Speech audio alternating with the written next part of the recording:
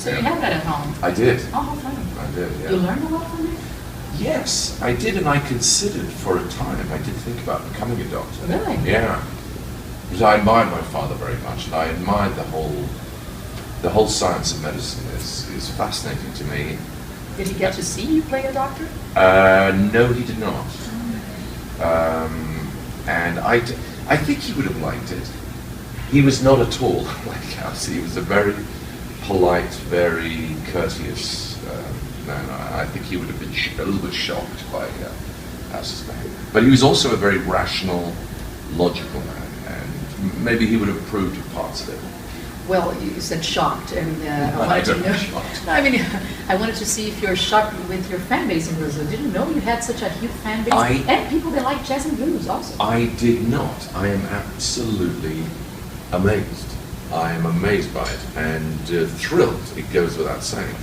I mean, when the whole idea of coming to Brazil was suggested, I thought, well, but who will come to the shows? You know, I had no idea. But we've had the most amazing time, and the shows have been such good fun. The audiences have been great. They've been really great. Well, I'm happy to hear that. Really. Well, first of all, I will talk to you obviously about your career as a musician because that's what I'm interested in. But people will kill me if I don't talk you about it. You ask any, I will deal with whatever I can deal with. Yeah. How did that role change your life? Because I see it was a difficult role and it was a witty show. Did it change you as a person too? I suppose it did a little bit. I'd spent many years being, you know, like the third guy or the fourth guy in someone else's show, in someone else's movie or TV or whatever it was. And then suddenly I was the main guy, and that's a different position to be in. There's a lot more responsibility. You have to, you know, you have to shoulder the load, and that's something I'm not sure I was able to do or ready to do when I was younger. But then I reached a certain time and I thought, yeah, no, this script is great. This is a fascinating character, brilliant character, and I will always love the character of House. And I knew that I had to commit, you know, and I actually became rather obsessed with it. Really? Oh yeah. The limp? Did you get home limping? It was the limping. It was every detail of it, really. I didn't really think about anything else or do anything else for 8 years. Yeah. So how was it to say goodbye? A little bit unhealthy. It was hard. It was very hard. I mean, I miss the people, obviously. The people is the worst thing. But the character will always be with me. You know, I can be walking down the street and some line from a house will pop into my head or some idea, and he'll make me laugh. I'll always love him. I'll always love the character. Well, they're good to hear because some actors, when play huge roles, they want to continue their careers not being related to that. You can talk to them about it. And how do you deal with that? Because some people approach you because of House, still. They do, but it's... Is it okay for you? It is okay for me because it's a show that I'm just so proud of. I suppose if you became known for something that you were less proud of or you were less committed to, then that might be you. Or if it's something that happens when you're much younger, but I was a grown-up. Yeah. Well, in the show you play piano sometimes. Which do you like better? Because you can see you like both things very much. But which do you like better? I do. Music or acting? I love music. Music. Yeah, I mean, they're both fascinating things. I used to. I mean, the whole idea of storytelling through acting, through television, is a fascinating and very absorbing set of problems, really. But music is not about problems. Music is about freedom and just playing, just expression and playing. It's the happiest I feel, really, is sitting in the piano. How do you fall in love with blues? I don't know. It just happened when I was very, very young. I heard one song on the radio, and it was like an electric shock. It was just like it just went through my whole body, and I can still remember the feeling. I don't remember the song, but I remember the feeling. and it's stayed with me ever since. And I knew it would. It will stay with me until I die. I hope so. Yeah, yeah. Well, you play the guitar, you sing, you play the piano. It's very organic for you, right? Yes, I mean, I think of them, I just think of them as great songs. These are songs I love. And however the song is played, or however the story gets told, there are so many different ways you can tell a story. But the story itself, the song, the tune, the feeling, the emotion of a song, that's what matters. And whether someone plays it on a guitar or someone plays it on a pair of spoons, it almost doesn't matter. A truly great song will always triumph. Well, blues was always there with very faithful public. I'm one of them. I just love it. For which I thank you. I have a bunch of CDs, and now actually your CDs I don't have. I just bought it from iTunes, so I have a digital way. But either way, I have it. Yeah. But you think you're helping like younger audiences to fall in love with blues because it's not on top. I mean, no, the it kind isn't. of music you have, especially in America. No. It isn't. I mean, it has such a funny history. Blues and jazz have such a funny history because there was a definite period in the 50s and 60s when America, the United States, just turned its back on blues. It was like they weren't interested, and a lot of that music had to go to Europe. Muddy Waters and Howlin' Wolf and Chuck Berry and all those people were touring Europe to make a living, and then it sort of went back again with the Rolling Stones and Led Zeppelin and all that sort of stuff. So it sort of goes backwards and forwards. But I don't know if any. I'm thrilled, particularly in Brazil, by the numbers of young people in the audience. I mean, it's amazing to me and wonderful that.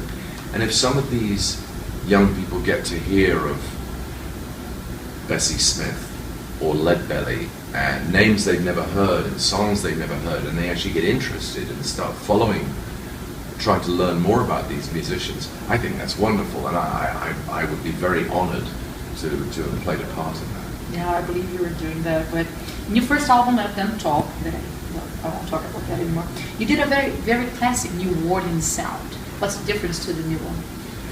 Well, I think what I wanted to do with the second album was to do something a bit more romantic in a way. I was aware of the fact that the first album was quite male.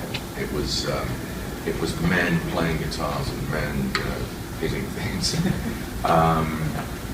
But in my mind, there's so much of jazz music began with women. In fact, my theory is that music began with women. I think the origin of music is essentially a mother soothing her baby. I think that's where music really comes from. And people like Bessie Smith and Ma Rainey, they were huge stars at the beginning of jazz music. And then men came along later with their guitars.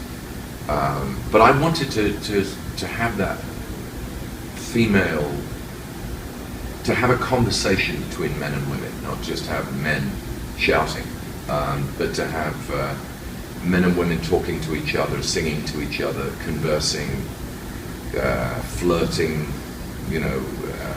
to have something that was more of a conversation.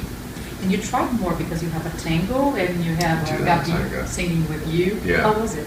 Oh, wonderful. I mean, it was just so thrilling to hear Gabi singing that, Gabi Moreno singing that. The first time we tried that, singing in Spanish, it was just everyone went, oh my God, it was just hairs on the back of the neck. Even though I loved the English version too, that Louis Armstrong sang a beautiful version, and Georgia Gibbs, I think, sang a beautiful version. But to hear Gabi singing it in Spanish is just wonderful. It's absolutely wonderful. Do you know much of tango? It's something that. Well, I love it. I don't. I'm afraid I don't speak Spanish or Portuguese, for which I apologize. Next time I come, I promise, I will have a few words. I will try. I will do my best. So I don't know enough, but I love what I know. And we actually have just come from Argentina, where we were lucky enough to see some incredible tango dancing, hear some beautiful music. I do love it. I absolutely do love it. Well, do you intend to go back acting in a short time? Yeah, I don't know. Yes, I suppose, I think so. But I'm very bad at planning. I've never planned, I don't know what I'm doing tomorrow. Actually, I do, because I'm doing a show. That was a stupid thing to say. 3 days from now, I don't know what I'm doing. So I've never had any plans. So you're not shooting anything right now? No, I did make a film earlier this year, big Disney film. Oh, with George Clooney, right? With the wonderful George Clooney. That's how I refer to him. He's the wonderful George Is it? Clooney. Oh, he's fantastic. He's great. He doesn't look just wonderful. He's a nice guy. He is a really nice guy. He's everything you'd hope he would be. That's not a good thing to say. No? No. We want to hear that it's very, very... Oh, that he's pleasant, troubled, that no. he's constantly angry and demanding. No, I'm sorry to disappoint you there. He's actually a very nice guy. Sorry. Well, how did you like Brazil? It's not your first time, I know. It's not. No, I came to Brazil, I think it's about 12 years ago, maybe. 12 years? Is it? Oh, it changed a lot. 11, 12? Yeah, well, it sure has. 11 or 12 years ago, I made a movie in Rio. But I only went, I didn't travel. I don't think we traveled at all outside Rio. So I was in Rio for a couple of months. I loved it, but wanted to see more, and then we didn't get a chance to travel. And this time we've seen more of the country. The problem is, when you're doing shows, you're always moving. You know, it's always one place to the next place to the next place. So you never get the chance to really get to know somewhere, which is a shame. But you know, it's still a wonderful experience. You feel also very connected to a place when you perform. Straight, you know, when you meet 2,000 people in a theatre and you share 2 hours of music or stories or jokes or whatever it is, you feel like there's a connection between you and that city and with those people. And, you know, it's a very intimate thing, and it's a great honour to be able to come to Brazil. And it's just been absolutely incredible, and the whole band have loved it. They're all like this. You know, these are very experienced people. They've toured a lot, but they're having a great time in Brazil. Great time. When you talk about this proximity to the audience and the feel, Yeah. I remember the Preservation Hall in New Orleans. Did you ever play there? No, I have never played there. No. It's amazing. It's No. so small, but you're so close Yeah. to musicians. Yeah. I hope one day we'll do Is it that. too small? No, it can't be too small. No such thing. The smaller the better. I mean, well, we're 8 musicians, so we need, you know, we can't perform on that. But no, small is good, because that's how it should be. People should be close, and they should be close to each other, and they should be close to the music. Well, are you a football fan? I certainly am. Yeah. Cheer for And, what kind of team? Well, obviously I'm very anxious about England's first game against Italy in the World Cup, and I'm obviously hoping that Brazil, the whole world hopes Brazil will have a wonderful World Cup. I'm in the Premiership. I'm married into an Arsenal family. I sort of grew up Tottenham, but I've agreed to sort of switch allegiance, which is a very big decision. But you know, I had to bite the bullet and go with it. So I'll ask you to excuse me, but if you don't mind, I'd like to ask you a question so you can help me.